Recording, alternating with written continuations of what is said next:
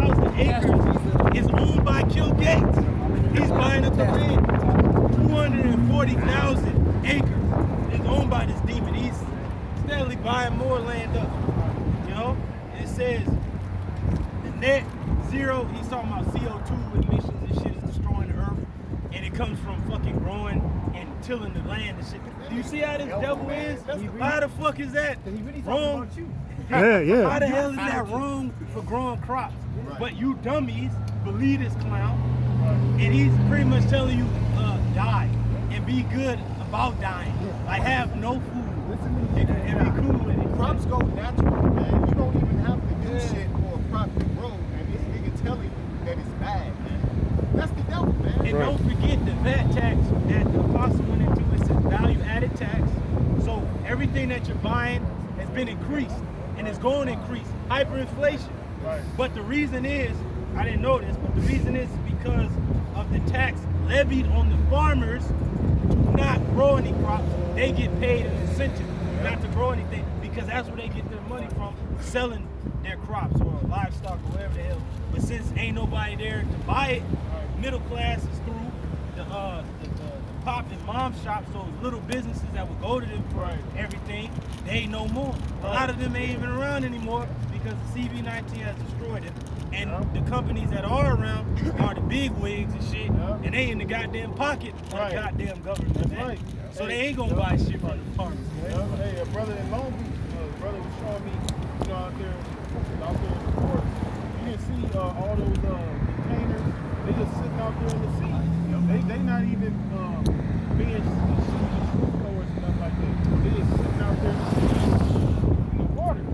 You know, and who knows how much money that worth of goods that's just sitting out there in that water. Billions, you know. And that's just an indication because Long Beach is one of the biggest ports in the country. Things coming in. There's a lot of I worked in those different warehouses.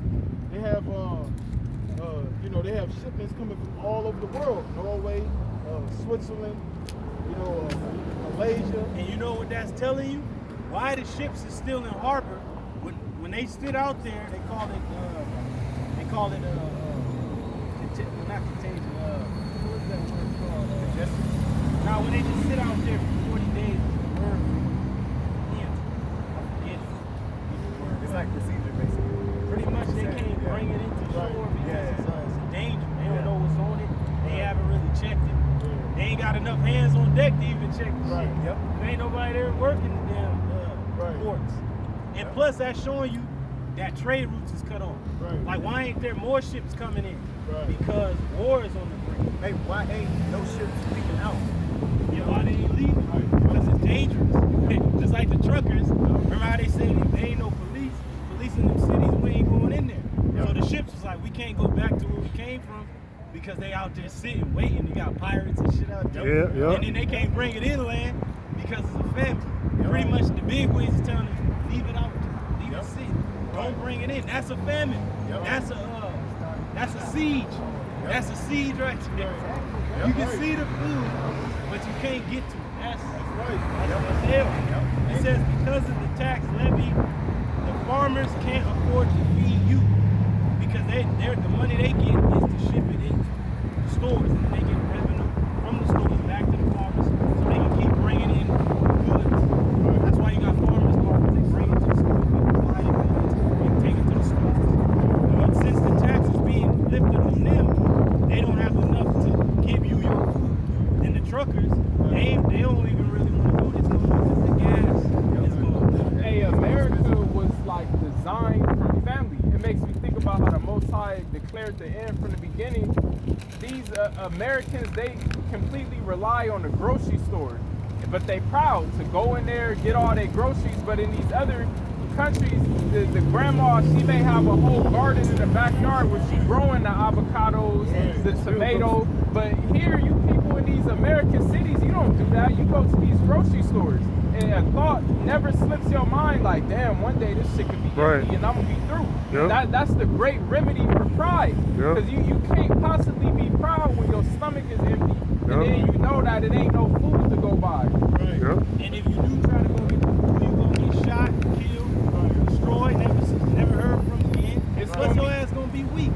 gonna be a catastrophe. Hey, go ahead. If I could bring this word out, this is the etymology. It says reversal of what is expected. Woo! It says especially a fatal turning point in a drama. And this is the Most High's movie. This is his drama movie. And it's getting ready to be a fatal turning point upon you proud ass people. Yep. That's right. It And says- that's why it's so heavy. It's a lot. You got the famine that the brother's talking about. It's a catastrophe, I agree. But then there's going to be a famine of the world, which is going to be a greater catastrophe. Because like it tells you in Ezekiel, they heard the sound of the trumpet. It took not warning.